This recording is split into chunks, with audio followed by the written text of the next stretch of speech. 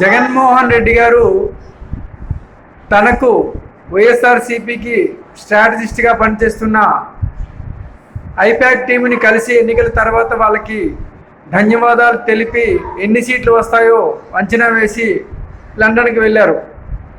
అదే పరిస్థితిలో తెలుగుదేశం పార్టీకి రాబిన్ శర్మ అనే ఒక వ్యక్తి స్ట్రాటజిస్ట్గా పనిచేశాడు. కానీ ఆయన ఇప్పుడు ఎక్కడున్నాడో తెలీదు. అతను ఎన్ని సీట్లు గెలుస్తామని టీడీపీకి చెప్పాడో తెలియదు.